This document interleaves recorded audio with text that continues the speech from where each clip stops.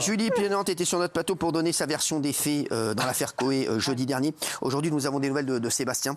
L'animateur a porté plainte pour tentative d'extorsion de fonds et dénonciation calomnieuse. Petit récap, et on en parle avec Myriam Palomba-Rasra.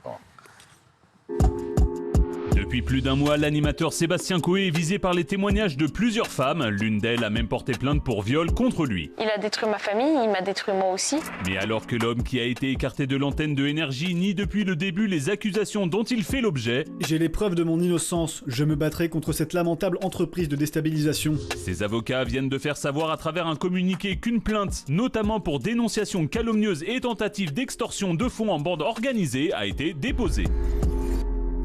Alors, bonsoir. Myriam. Myriam, ça a été ce week-end? Super. Qu'est-ce que fait quelqu'un de très rasera le week-end? Elle fait quoi? Non, mais tu cherches des rasras, tu es à la recherche de rasras. Ouais, je fais que ça, regarder Twitter, etc., voir s'il n'y a pas quelqu'un dans la panade, et je me dis, ça va être bien pour Cyril. Ok, très bien, ma chérie. Dis-moi tout. Oui. Alors, qu'est-ce que tu fais là? Alors là, ce soir, on a énormément de dossiers rasera. Ouais, c'est vrai. Ouais. Tu m'as écrit d'ailleurs tout à l'heure. Ouais, c'est assez énorme. Donc on commence par Coé. Commence par qui tu veux, me fais pas chier. D'accord. Alors Coé, on dit que la meilleure défense, c'est l'attaque. Donc Coé. Calme-toi, démarre pas comme ça tout le temps, t'es insupportable. Dis, donne les faits, arrête de donner ton avis. C'est pas méchant. C'était écrit ça. C'est pas méchant. Allez, donne les faits, arrête de donner ton avis. C'est pas méchant. La première chose qu'il fait, donc là, il va, après avoir porté plainte pour. Mais j'ai rien fait. Non, j'ai rien fait.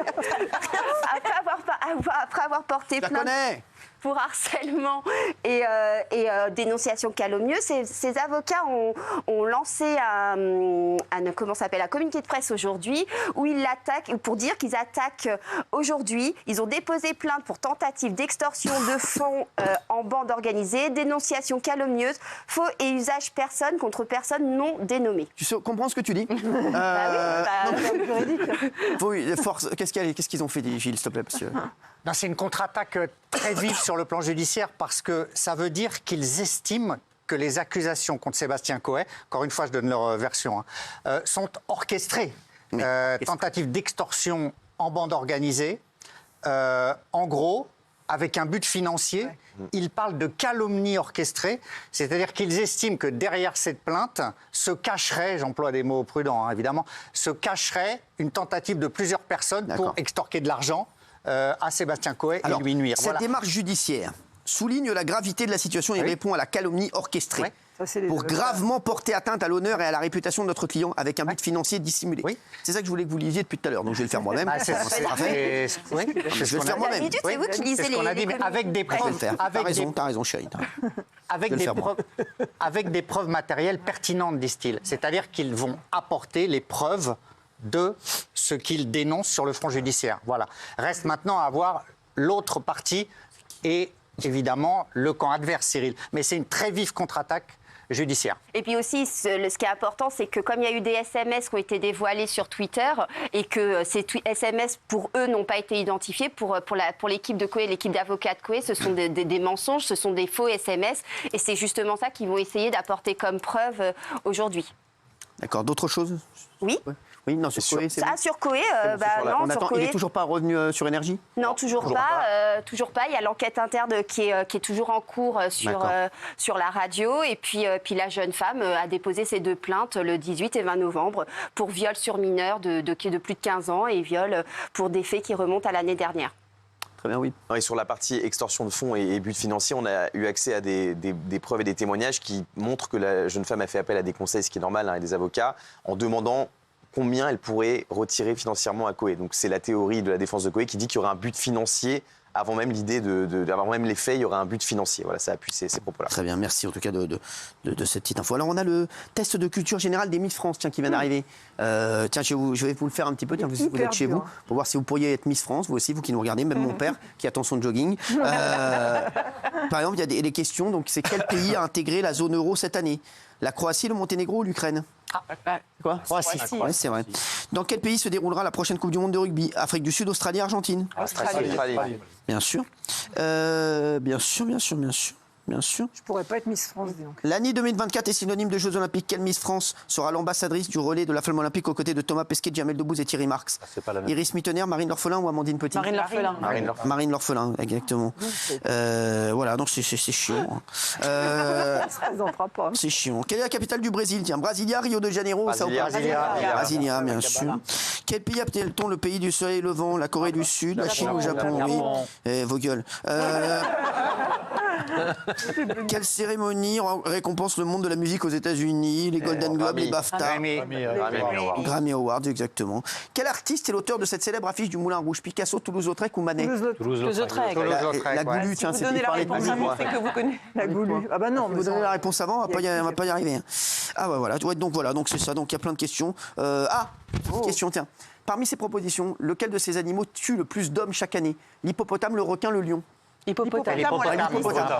C'est fou, hein? Ouais. C'est fou. Il nous l'avait dit. C'est fou. C'est fou. C'est fou. C'est fou. Une autre question, tiens. Pas mal cette question, tiens. Un croissant et une chouquette coûtent 2,10 € au total. Le croissant coûte 2 € de plus que la chouquette. Combien coûte la chouquette? Ils nous prennent pour des cons. 10 centimes. 10 centimes. Ah oui, non. Voilà, bravo. 2,05 plus 0,5 font 2,10 €. Mais c'est surtout que ça n'existe pas. Vous faites exprès, vous êtes débile. Des chouquettes à 0,5. Je vous défie de ramener une chouquette à 5 centimes. Exactement, moi aussi. C'est 30 centimes les chouquettes. Tiens, Nathan et Tom ont à eux deux 64 ans. Ouais. Sachant que Nathan est 3 fois plus âgé que Tom. Quel est l'âge de Tom? 64. Ouais. Je ne peux même pas réfléchir. 16 ans. Il suffit de diviser. 16 ans. Oui, 16. Il a 16 ans, ouais. Il a 16 ans, il a 16 ans, ce Tom-là. C'est pas mal. Il y a plein de questions comme ça. C'est pas mal du tout. Votre médecin vous prescrit un cachet à prendre toutes les demi-heures. Combien de temps vous faudra-t-il pour prendre 6 cachets? Toutes les demi-heures. 2h30. 2h30, ouais. 6 cachets, 2h30. Va prendre tes cachets, nous fais pas chier. Tiens. Parce que j'ai l'habitude de prendre des cachets, c'est pour ça que je le sais. Merci. C'est vraiment sympa de faire l'émission avec toi. Dans le code de la route, est-il autorisé de téléphoner au volant muni d'une oreillette? Oui, non. Non. Voilà, donc c'était les questions de Miss France. Ce test est donc noté sur 40 points. Les Miss ont également le droit à une dictée. Et l'examen est donc noté sur 60 points. Sachez que le classement, numéro 2, elles sont deux égalités. Il y a Miss Roussillon, Élise Aquilina et Agathe Toulieu, Miss Limousin. Ils ont 40 sur 60. Et celle qui a mieux réussi le truc, c'est Adeline Vetter, Miss Alsace. Et vous savez pourquoi elle a dicté? Pourquoi? Très bien. Parce qu'en fait, elles ont souvent assigné les livres d'or en province et donc il faut qu'elles ne fassent pas trop de fautes d'orthographe. Un gros bisou, c'est pas dur à écrire. Pour dire gros. C'est pas dur à écrire. J'ai passé une excellente journée. On a fait une bonne émission. Allez, bisous. Tiens, l'animateur Stéphane Bern était l'invité de Léa Salamé ce samedi. Dans quelle époque il en a profité pour revenir sur son homosexualité et plus particulièrement sur l'homophobie dont il est victime depuis toujours. Regardez, vous allez nous en parler après, Patricia. Avec vos parents, ça a été difficile, avec votre mère notamment. Vous dites, elle préférait me voir mort plutôt qu'homosexuel. Un jour, elle m'a dit, je préfère te savoir mort qu'homosexuel. Je lui ai dit, ça va être difficile. J'ai vécu des trucs, vous n'imaginez pas. Vous n'imaginez pas ce qu'on peut vivre. On en dit des bêtises. Vous lui avez pardonné? Oui, je pardonne. J'ai tout pardonné à mes parents. Alors? Ouais, c'était assez émouvant de l'entendre. Alors, c'était pas la première fois qu'il parlait de son homosexualité, puisqu'il a fait son coming out en 2009 dans le magazine Têtu. Il est parti très jeune de chez ses parents. Il est parti très jeune de chez ses parents à 17 ans, justement parce que sa mère n'acceptait pas son homosexualité et comme il l'a dit, elle préférait le voir mort plutôt qu'homo. Donc, il a décidé de quitter sa famille et puis en même temps, il a réussi à leur pardonner. C'est ça qui est assez fort. Il explique, on est souvent très aimant vers ses bourreaux. On aime toujours aussi ses bourreaux, dit-il. Et en fait, comme lui, il vient d'une famille très bourgeoise, il reconnaît quand même que grâce à eux, il a eu une très bonne éducation et que finalement, malgré tout, il est toujours en lien avec eux. Très bien. Il est avec son compagnon depuis combien de temps, Stéphane? Alors, ça fait plus de 2 ans. C'est un jeune... c'est Johan Bayerès, non? Voilà, c'est ça. C'est pas le fondateur du club de rencontre, le Cercle de Socrate? Si. Donc, c'est un cercle un peu huppé où, en fait, il s'agit d'un club privé haut de gamme permettant aux célibataires gays de faire des rencontres amoureuses. C'est ça. Une partie le club reverse 10% de ses bénéfices à l'association Le Refuge qui vient en aide aux jeunes LGBT en situation de détresse. Ils ont officialisé leur relation en 2021. Oui. Merci, c'est sympa que tu viennes. Oui, ça dit dans quelle époque? En fait, c'était au cours de la marche des fiertés qu'ils l'ont officialisé. Ils avaient fait un post sur Instagram et puis quelques mois plus tard, ils sont allés sur Paris Match faire une très belle série photo. Et c'était super parce que c'était la première fois qu'un couple homosexuel était en couple de Paris Match. Bravo. Donc c'était un bel Il y avait aussi exemple. Karine Le Marchand, tiens.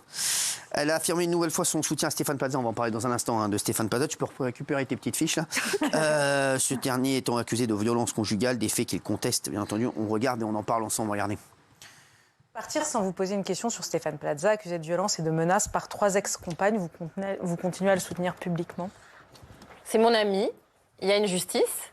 C'est important que la justice aille plus vite pour ce genre d'affaires, pour les femmes qui ont subi des maltraitances. Et c'est important que la justice aille plus vite pour les personnes qui estiment qu'elles sont accusées à tort. C'est toujours votre meilleur ami. Il fait partie de mes meilleurs amis, oui. Oui.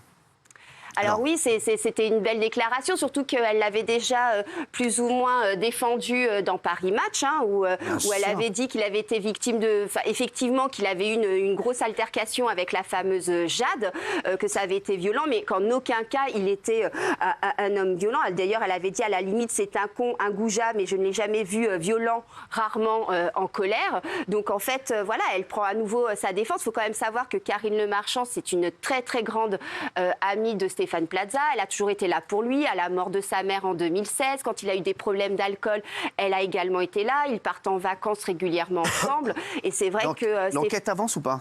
Alors l'enquête pour l'instant elle est un peu en stand-by. Alors il y a eu 2 plaintes pour violence sur conjoint qui ont été déposées. Stéphane Plaza lui-même peut porter plainte pour harcèlement. Il y a 3 plaintes de femmes qui ont été contactées par les victimes présumées qui ont également porté plainte. Pour l'instant Stéphane Plaza n'a pas été convoqué par la police. Donc c'est toujours en suspens. Pour l'instant ça avance assez lentement quand même. Très bien, donc lentement. Alors, il y a Laurent Ruquier aussi qui l'avait défendu. Laurent, je prends toujours ce genre de choses avec beaucoup de pincettes. On a vu des tas d'affaires du même genre qui ont été contredites ensuite par les intéressés ou elles-mêmes. Il faut laisser Stéphane tranquille pour qu'il puisse se défendre de ces accusations. Je n'ai aucun doute sur sa probité. Oui, il y a aussi Sophie Verjani qui a pris, celle qui co-anime avec lui des émissions, qui a pris sa défense et qui s'en prend même de façon assez violente aux femmes en disant regardons ces femmes qui se sont liguées contre Stéphane pour faire plus de buzz, avoir plus de visibilité et en tirer certainement quelques profits. Donc voilà, il a plein de copines qui le défendent. Et toujours M6, bien sûr, qui défend toujours Stéphane Plaza, oui. Gilles Verdez. Il ne dévie pas de sa ligne. Exactement. Pour le moment, il reste à l'antenne. Fidélité à Stéphane Plaza. Et c'est vrai que la plainte qui a été déposée contre les plaignantes, si je puis dire, est une sorte de contre-feu qui sert Stéphane Plaza, parce que ça pourrait non pas discréditer, mais atténuer la portée des victimes, des présumées victimes. On va parler de Gérard Depardieu dans un instant, mais juste avant ce week-end, c'était l'Eurovision Junior, et c'est une jeune Française qui a gagné. Elle s'appelle Zoé Closure, elle a 13 ans. On regarde sa prestation. Mon cœur bat en rythme, il palpite si vite quand je chante pour toi. Aïe, aïe, aïe. Nos cœurs battent en rythme, nos cœurs battent en rythme pour toi.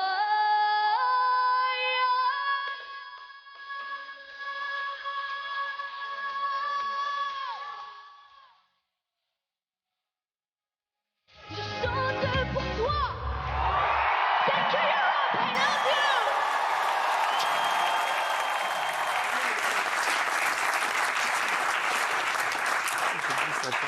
C'était pas mal, hein. Pas mal. Et ben après, il y a une histoire, là, je sais pas quoi de... Alors, je sais pas, c'est contre le harcèlement. Ouais, mais il y a un bail chelou, je crois.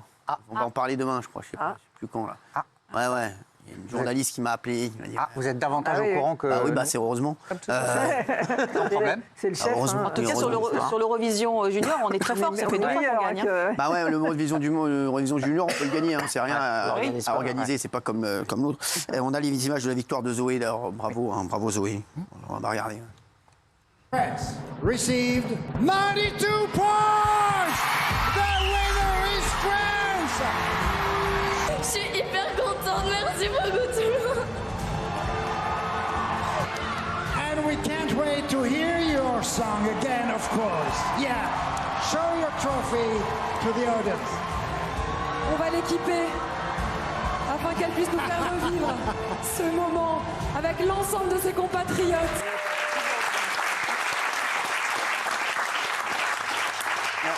Qui avait gagné l'an dernier? La France. Lisandro, 13 2 fois de suite. Ouais, ça fait 2 fois de suite qu'on gagne. Et on a gagné encore. C'est fou ça. Il y a Gabriel Attal qui a félicité Zoé, je crois qu'il était, je sais pas où il était. Là, derrière. Il était là-bas, t'as raison. Et voilà, c'est comme ça. Elle a gagné devant l'Espagne et l'Arménie. Voilà, bon, on arrive à remporter l'Eurovision Junior. Ça sert à quoi? C'est marrant. Pour savoir, ça sert à quoi? Oui, c'est sympathique. Sympa, c'est les gamins qui chantent, voilà. Ok, très bien, merci. C'est du divertissement. Quand j'aurai une question intéressante, je sais que je peux me tourner vers vous. Je sais que vous êtes toujours là pour m'aiguiller.